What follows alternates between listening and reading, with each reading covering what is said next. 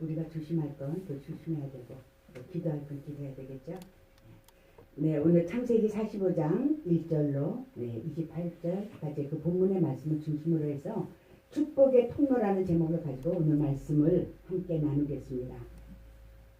자, 우리 인생에 풍랑이는 그 바다는 우리에게 고통을 가져다 줍니다. 그래서 아무도 그것을 원치 않습니다. 그러나 잔잔하다는 것만이 유익한 것은 아닌 것입니다. 오히려 아픔과 그런 고난은 믿음의 거인이 되게 해요. 그리고 이 세상의 역사는 하나님의 구원사인 것입니다. 이 구원의 과정에서 고통을 통해서 천국 시민으로 되어가는 바로 훈련은 우리에게 반드시 필요한 거예요. 그래서 사람은요, 조상 때부터 교만해서 천성이 악하기 때문에 그렇습니다. 그래서 우리의 자식도요, 품 안에 품는 것만이 능사가 아니에요. 때로는 광야로 내보내서 찬이스를 맞게 해야 되는 것입니다. 광야의 찬이스를 경험한 그 자식이 더 강한 그 자식이 될 수가 있는 거예요. 지금 힘들고 울어도 훗날에는 웃게 되는 거예요. 그래서 주님께서도 제자들을 때로는 풍랑이는 그 바다로 바로 이렇게 내몰기도 하신 그 이유가 바로 거기에 있는 거예요. 바다 위로 이렇게 걸었던 베드로, 우리 그 베드로 사건 다 알고 계시죠?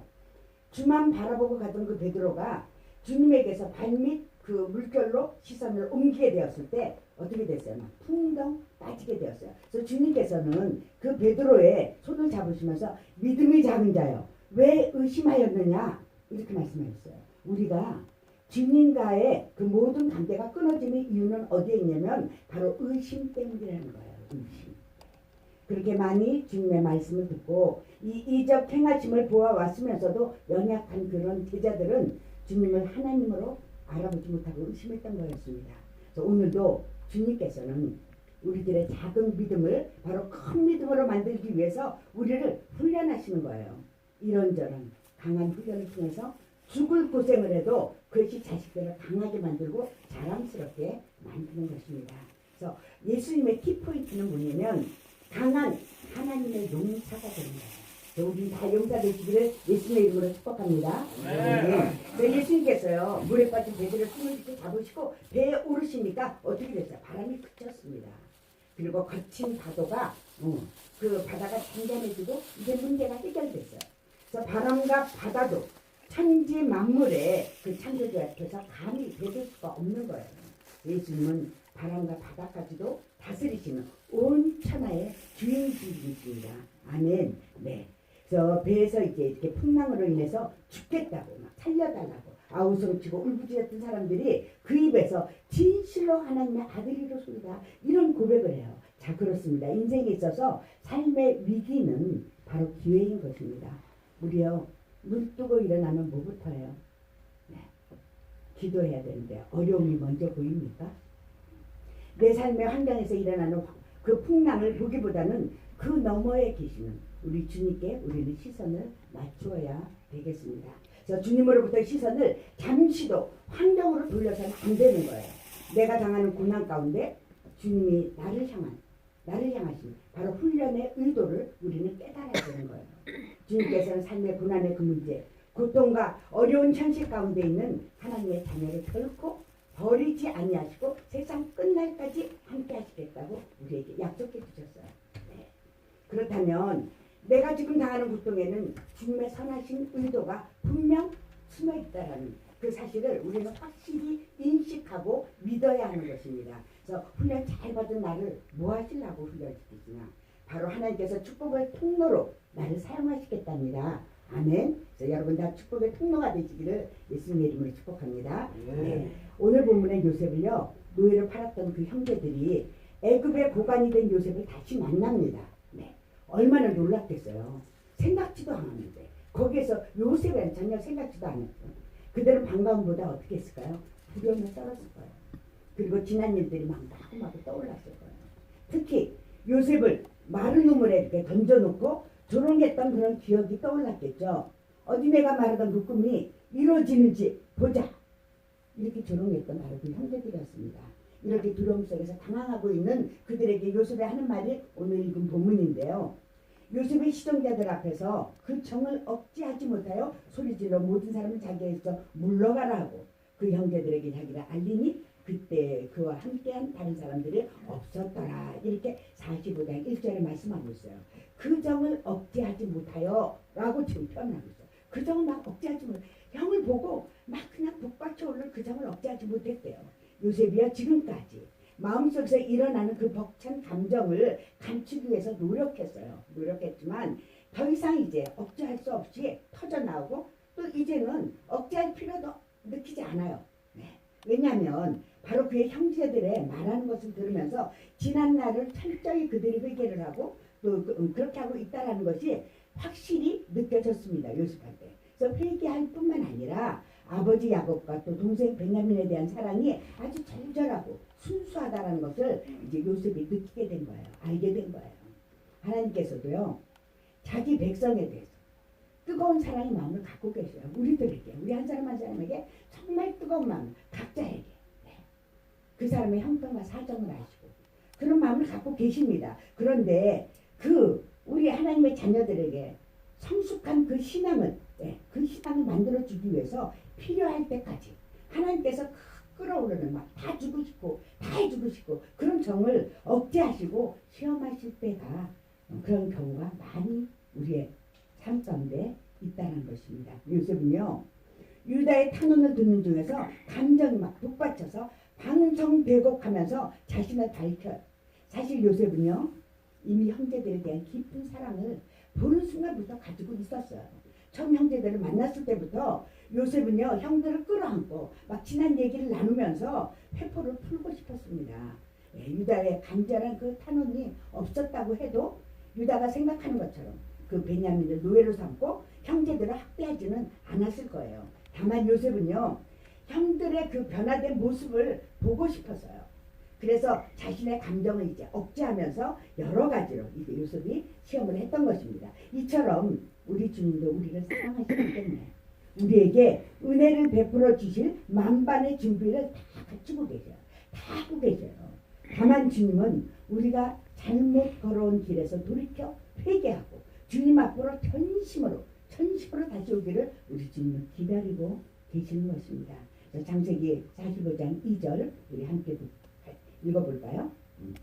요셉이 큰 소리로 울으니 애굽 사람에게 들리며 바로의 궁중에 들리더라. 아멘. 막 큰 소리로 울었대요. 그 울음소리가 바로의 궁중에 들릴 정도로 방송되곡했다라는 거예요. 요셉은 아버지의 따뜻한 사랑을 독차지했던 사람이었고 감수성이 아주 풍부한 그런 소년에서 꿈을 많이 꿨죠. 꿈도 꾸고. 네.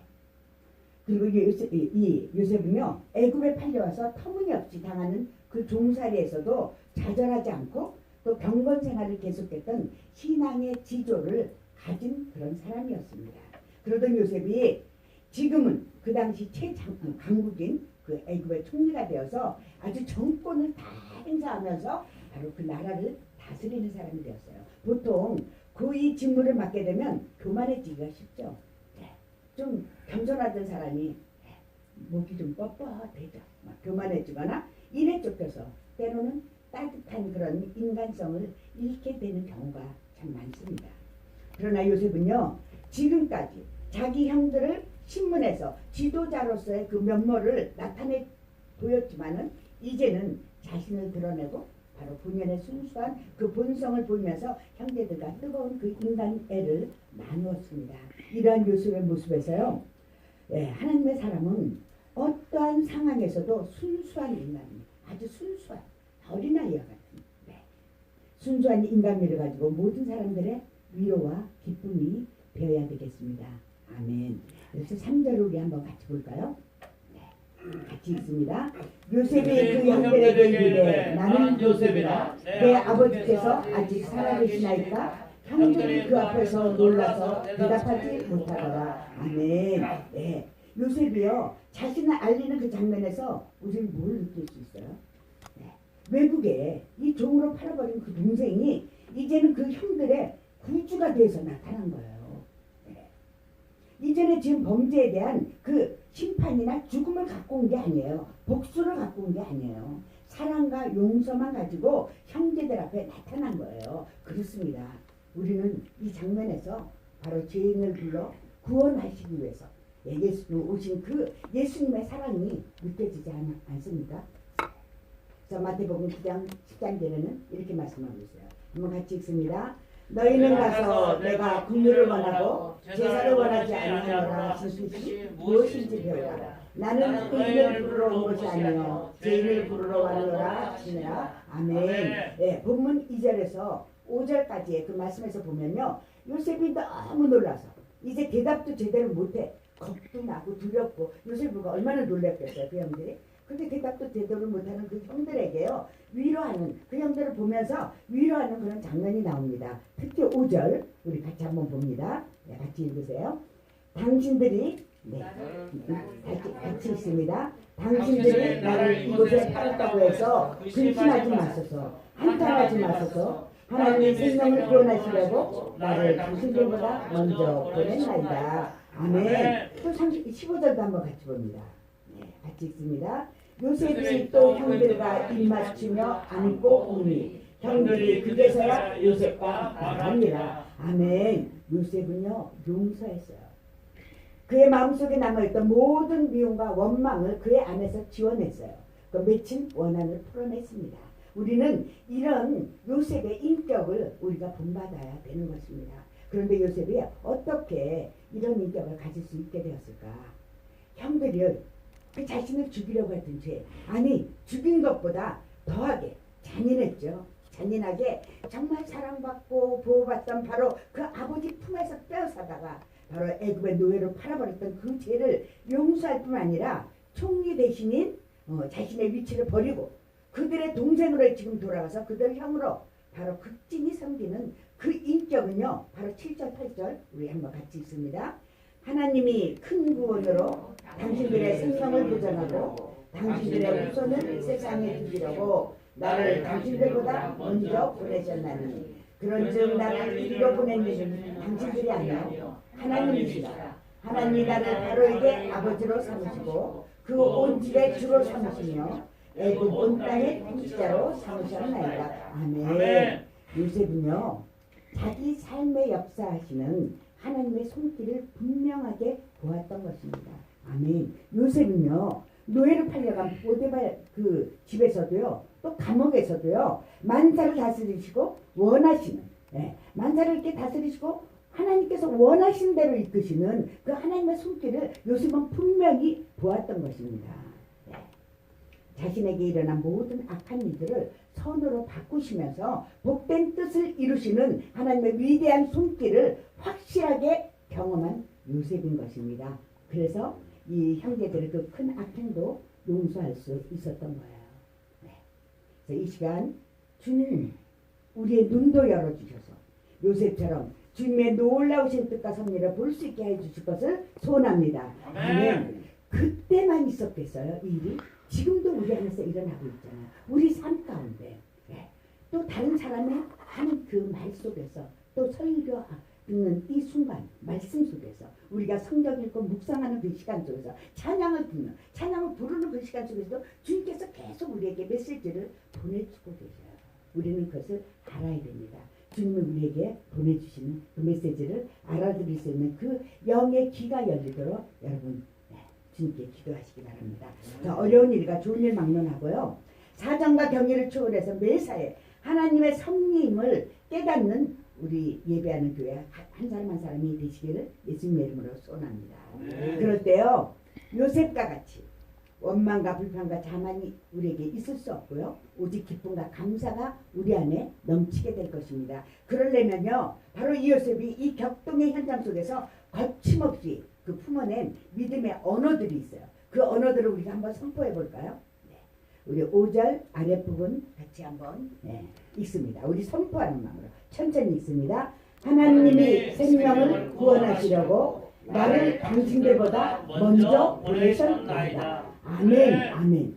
그렇게 고난 속에 있었던 요셉이 지금 얼마나 원망을 해야 돼. 너 때문에, 야 형들 저들 때문에 내가 이렇게 죽을 고비를 이 아버지가 정말 최고의 사랑을 받고 있었던 그 자리에서 나를 여기다 쫓아내서 나를 이렇게 고생시킨다고 얼마나 원망했겠어요. 그런데 하나님의 생명을 하나님이 하셨다라는 거예요. 하나님이 하셨다 할 때 달라지는 거예요. 마음이.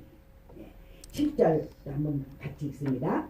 하나님이 큰 구원으로 당신들의 생명을 보존하고 당신들의 후손을 세상에 두시려고 나를 당신들보다 먼저 보내셨다. 아멘. 하나님이 이렇게 큰 구원, 당신들 생명도 보존하고 우리 후손을 세상에 두시려고 나를 당신들보다 먼저 그렇게 보내셨대. 이 고생하는 건 고생이 아니라는 거야. 하나님의 이게 하나님께서 나를 이렇게 먼저 보내셨다고 이렇게 얘기하고 있어요. 우리 8절 앞부분도 한번 봅니다. 나를 이리로 보낸 이는 당신들이 아니요 하나님이시다. 아멘. 그러니까 너희들 두려워하지 말라는 거야. 하나님이 하신 일이라는 겁니다. 네. 그 다음에 아래 부분 계속해서 있습니다. 하나님이 나를 바로에게 아버지로 삼으시고 그 온 집에 주로 삼으시며 애굽 온 땅의 통치자로 삼으셨다. 아멘. 아멘. 네. 9절 아래 부분도 같이 읽습니다.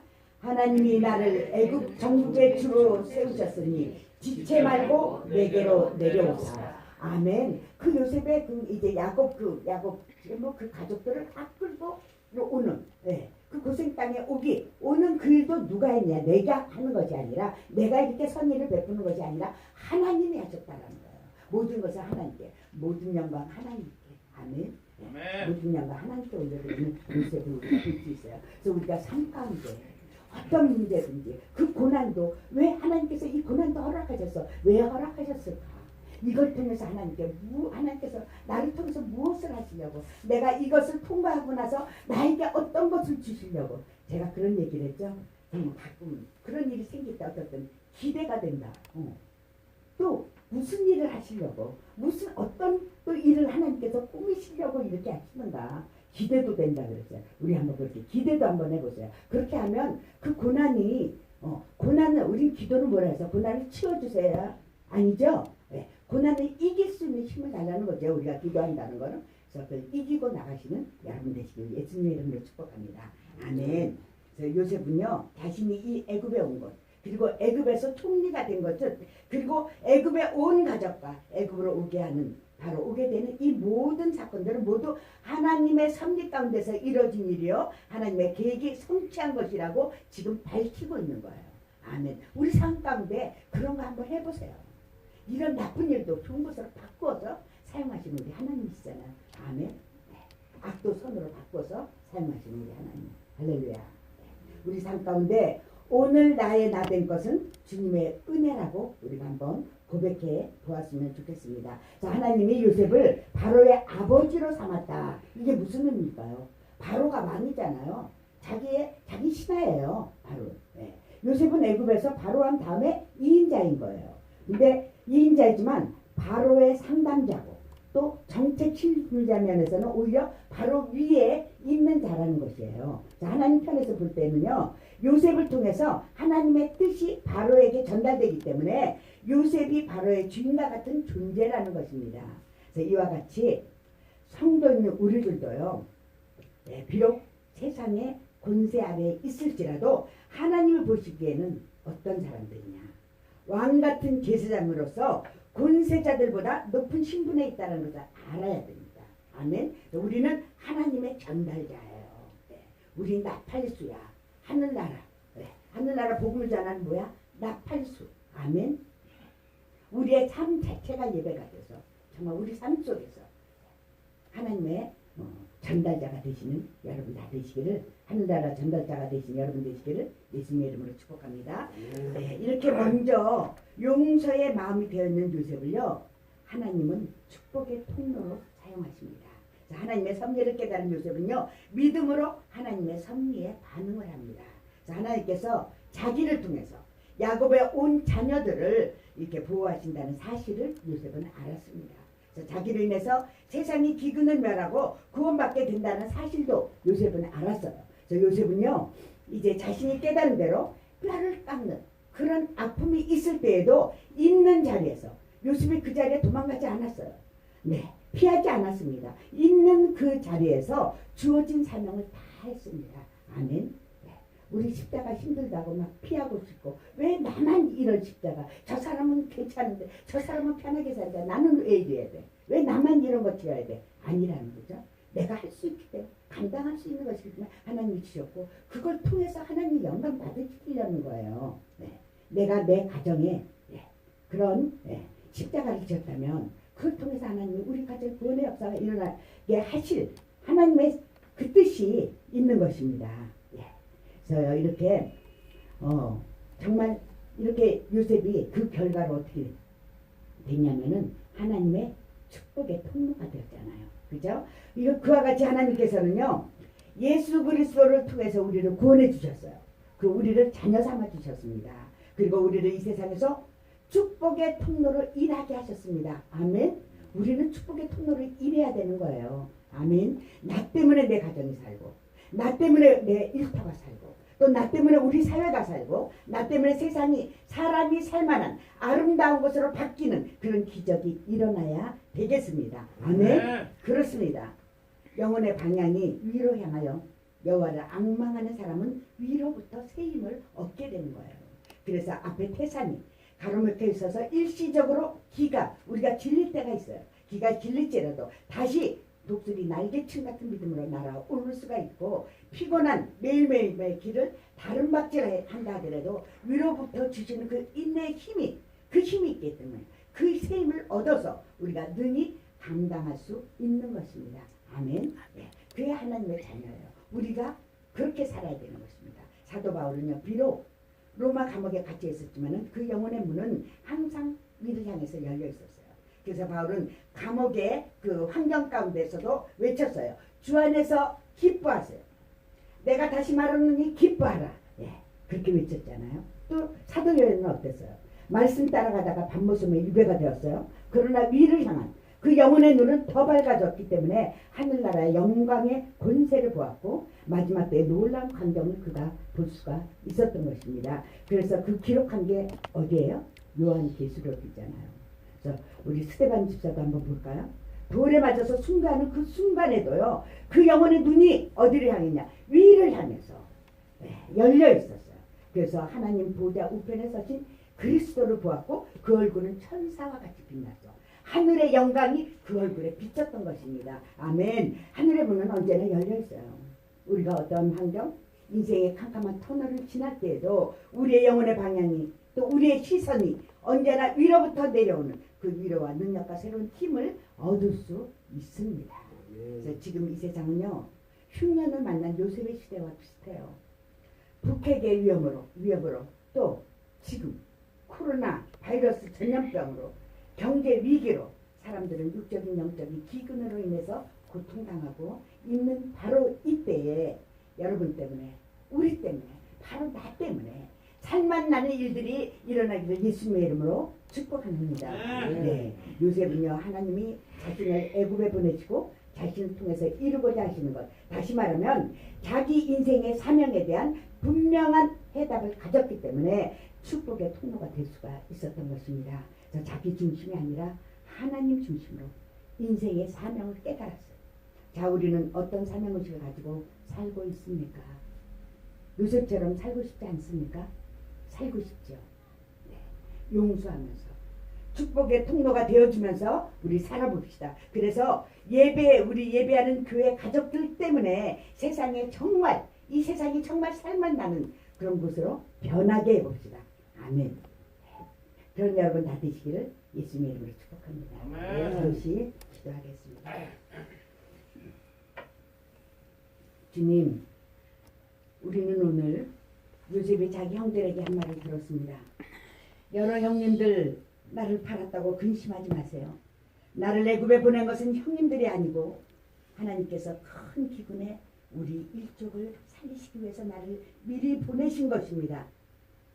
주님, 이렇게 요셉은 영원하신 하나님의 계획 안에서 하나님의 견지에서 자신의 지나온 쓰라린 고생을 바라보았습니다. 그래서 원한도 잊어버릴 수 있었고 형들을 용서할 수 있었습니다. 그렇습니다. 주님, 우리도 우리의 지나온 삶과 현재와 미래도 바로 주님의 설계도 안에 있음을 우리가 이 시간 고백하기 원합니다. 그리고 나의 삶을 통해서 하나님의 축복의 통로로 사용하여 주시옵소서. 함께 하심을 감사드리며 예수님의 이름으로 기도드렸습니다. 아멘.